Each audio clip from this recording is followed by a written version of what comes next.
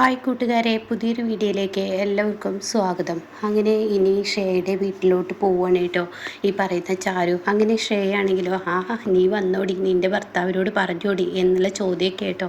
അപ്പം എന്തെന്ന് ചാരു ചോദിക്കുകയാണ്. ആ സമയം നീ നിൻ്റെ ഭർത്താവിനോട് എനിക്ക് പുടവെടുത്ത് തന്നത് നീയാണെന്നുള്ളത് സെല്ലിൽ ചെന്ന് നീ പറഞ്ഞില്ലേ, പോലീസ് സ്റ്റേഷനിൽ നിന്ന് നീ പറഞ്ഞില്ലേ. അത് കേട്ടോടെ തന്നെ ചാരു പറയാണ്, അതിനൊന്നും ആവശ്യമില്ല. എന്താ അതിൻ്റെ ആവശ്യമില്ലാത്തത്? അതിൻ്റെയൊക്കെ ആവശ്യമുണ്ട്. നിൻ്റെ ഭർത്താവ് ഇപ്പോഴൊന്നും പുറത്തിറങ്ങില്ല, അപ്പോൾ അവന് എല്ലാ കാര്യങ്ങളും അറിഞ്ഞിരിക്കേണ്ടേ എന്നിങ്ങനെ ശ്രേയ ചാരുവിനോട് പറഞ്ഞ ഉടനെ ചാരു പറയണ, അതിനാര് പറഞ്ഞു?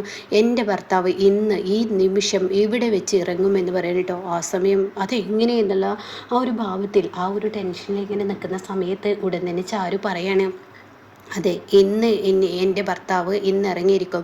അതിനുള്ള തെളിവാണ് എൻ്റെ പേഴ്സിനുള്ളിലുള്ളത് എന്ന് പറഞ്ഞിട്ട് പേഴ്സിനുള്ളിൽ നിന്നും ആ പെൻ ഡ്രൈവ് എടുത്ത് കാണിച്ചു കൊടുക്കരുത് കേട്ടോ.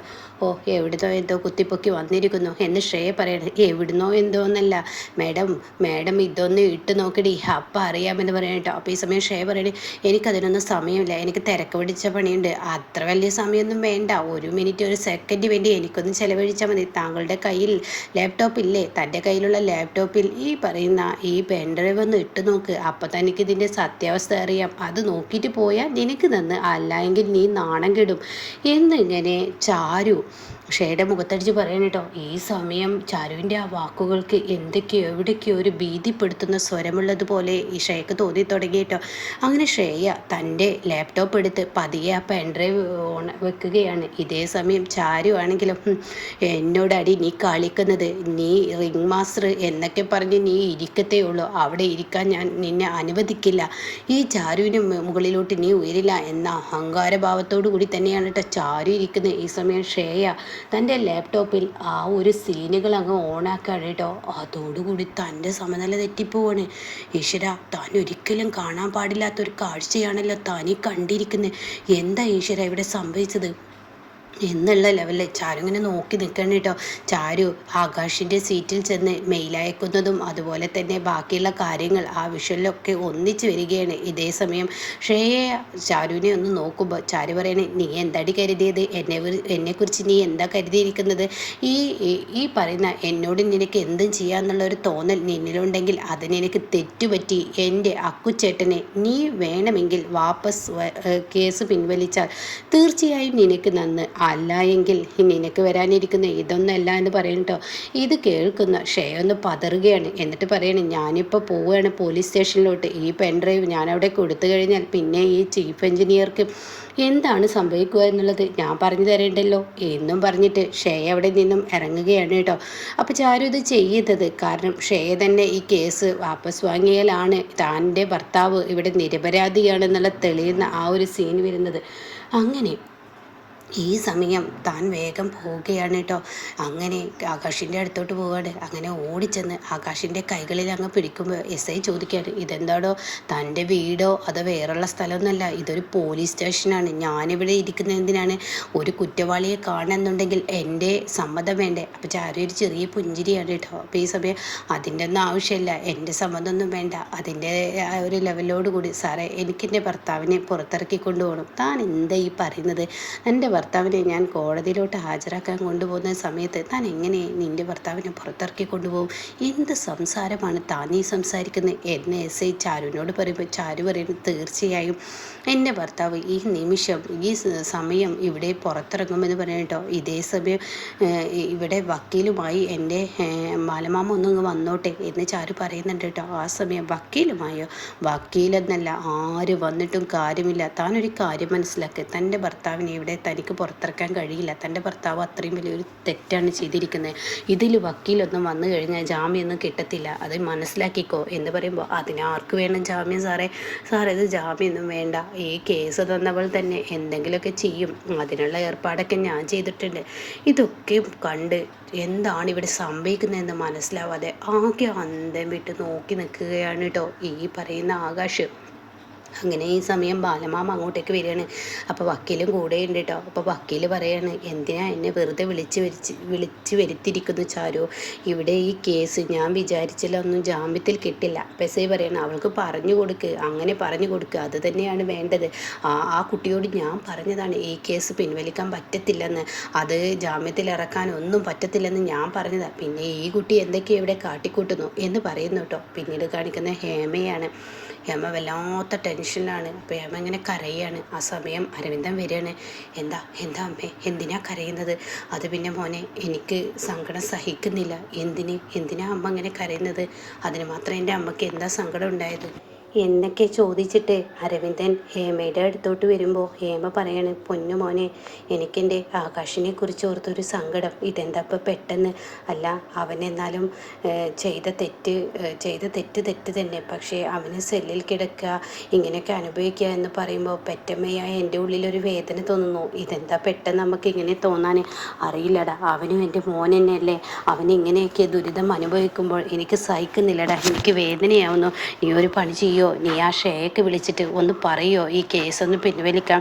അമ്മ എന്താ ഈ പറയുന്നത്? അവൻ ഷേയോട് ചെയ്ത പ്രവൃത്തി എന്തൊക്കെയാണെന്നുള്ള അമ്മയ്ക്കറിയില്ലേ? പിന്നെ അതൊക്കെ മറന്നിട്ട് അമ്മ ഷേയോട് കേസ് പിൻവലിക്കാൻ പറഞ്ഞ ഷേക്ക് എന്താ തോന്നുക? അതൊക്കെ ശരിയാണ്, അവളോട് തെറ്റ് ചെയ്തു എന്നുള്ളത് ശരി തന്നെയാണ്. ആ പുടവക്കാരി കാരണമാണ് ഇങ്ങനെയുള്ള തെറ്റൊക്കെ ചെയ്തത്, അല്ലെങ്കിൽ എൻ്റെ മോന് ചെയ്യില്ല. ഇത് അവളുടെ നിർദ്ദേശപ്രകാരമാണ്. പക്ഷേ പെറ്റമ്മ തന്നെയല്ലേ, ഞാൻ പ്രസവിച്ച കുഞ്ഞ് തന്നെയല്ലേ, അവനൊരു ശിക്ഷ കിട്ടുന്നു എന്ന് അറിയുമ്പോൾ എനിക്ക് സഹിക്കില്ലടാ. അതുകൊണ്ട് നീയൊന്ന് കേസ് പിൻവലിക്കാൻ പറ. അയ്യോ, എന്നെ കൊണ്ടൊന്നും പറ്റില്ല, അവൾ വേറെ എന്തെങ്കിലുമൊക്കെ ചിന്തിച്ചു കൂട്ടും, അതുകൊണ്ട് പറ്റത്തില്ല എന്ന് പറഞ്ഞിട്ട് പോവാണ് കേട്ടോ. എന്നാൽ ഈ സമയം ഷേയ ആകെ കിടുങ്ങിപ്പോയിരിക്കുകയാണ്. ആ CCTV ദൃശ്യം ഇത്രയും പ്രതീക്ഷിക്കാത്തൊരു തിരിച്ചടി ചാരു തനിക്ക് തരുമെന്ന് ഒരിക്കലും പ്രതീക്ഷിച്ചില്ല. താൻ കുറച്ച് മുന്നേ പറഞ്ഞ വാക്കുകളെല്ലാം തിരിച്ചെടുത്തിരിക്കുന്നു. താൻ ഇനി എന്താ ചെയ്യുക? എല്ലാവർക്കും മുന്നിൽ നാണം കെടുകയാണ്. താൻ കേസ് പിൻവലിച്ചാലും തനിക്കിത് തന്നെ. താൻ കേസ് പിൻവലിച്ചില്ലെങ്കിൽ ആ തെളിവുകൾ മറ്റുള്ളവർക്ക് മുന്നിൽ നിരത്തിയാലും തൻ്റെ പേര് പിന്നെ ഒന്നിനും കൊള്ളത്തില്ല.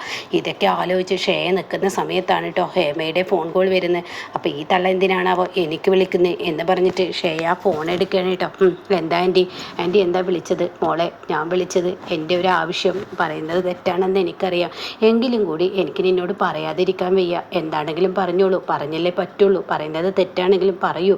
എന്നിങ്ങനെ പറയുമ്പോൾ ഉടൻ തന്നെ പറയുന്നത് തെറ്റാണെന്ന് എനിക്ക് നന്നായി അറിയാം. പക്ഷേ എൻ്റെ മോന് ആകാശ് നിന്നോട് തെറ്റ് ചെയ്തു എന്നുള്ള സത്യം തന്നെയാണ്.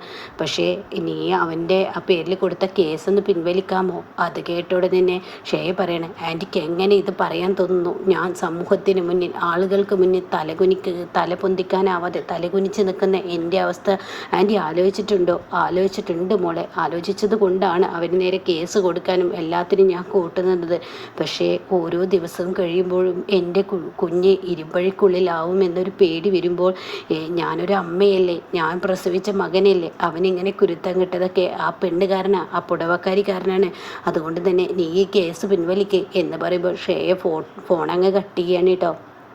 ഇതേ സമയം ബാലമാമ പറയാണ്, മോളെ, ഇപ്പുറത്ത് പോലീസ് സ്റ്റേഷനിലാണ് കാണിക്കുന്നത്, മോളെ നീ എന്തിനാണ് ഇപ്പോൾ ഇങ്ങോട്ടേക്ക് വന്നിരിക്കുന്നത്? ഈ കേസ് വക്കീൽ വിചാരിച്ചാൽ നടക്കില്ല. എസ് ഐ പറയണേ, ഞങ്ങളുടെ സമയം മെനക്കെടുത്ത ഓരോരുത്തർമാരും ഇറങ്ങിക്കോളൂ, ഈ കേസ് പിൻവലിക്കാൻ പറ്റത്തില്ലെന്ന് എത്ര തവണ പറഞ്ഞു കൊടുത്തു, ഇനി ഞങ്ങൾ കോടതിയിൽ ഹാജരാക്കാൻ കൊണ്ടുപോവാണ്. അപ്പോൾ ഈ സമയം ചാരു പറയണേ, ഏതാനും നിമിഷങ്ങളൊന്ന് വെയിറ്റ് ചെയ്തൂടെ? 2-3 നിമിഷം, അല്ലെങ്കിൽ വേണ്ട, നിങ്ങളൊരു 10 മിനിറ്റ്, ആ മിനിറ്റ് ഇവിടെ വെയിറ്റ് ചെയ്ത് കഴിഞ്ഞാൽ ഇതിനുള്ളൊരു മറുപടി നിങ്ങൾക്ക് കിട്ടും. പിന്നെ കോടതിയിലൊക്കെ നിങ്ങൾ കൊണ്ടുപോകുമ്പോൾ നിങ്ങൾ നാണം കെടേണ്ട ഒരു അവസ്ഥ വെത്തണ്ട, അതിലേക്ക് ഉത്തരം പറയേണ്ടി വരും എന്ന് പറയുന്ന സമയത്താണ് കേട്ടോ തൻ്റെ ഫോണിലോട്ട് ആ ഫോൺ കോൾ എത്തുന്നത്, അതായത് SIയുടെ ഫോണിലോട്ട്. അങ്ങനെ SI പറയണേ, ഇത് ചീഫ് എഞ്ചിനീയർ ആണല്ലോ എന്ന് പറഞ്ഞിട്ട് ഷേയുടെ ഫോൺ എടുക്കാൻ കേട്ടോ. ഇതേ സമയം ചാരു ചെറിയൊരു പുഞ്ചിരിയോടുകൂടി ഇങ്ങനെ നിൽക്കുകയാണ്. ആ സമയം ഉടൻ തന്നെ SI പറയണേ, ആ മേഡം പറഞ്ഞോളൂ, എന്താ ഞാൻ ചെയ്യേണ്ടത്? ഞാനിപ്പോൾ കോടതിയിൽ ഹാജരാക്കാൻ പോവുകയാണ് മേഡം, ഞാൻ എന്താ വേണ്ടത്?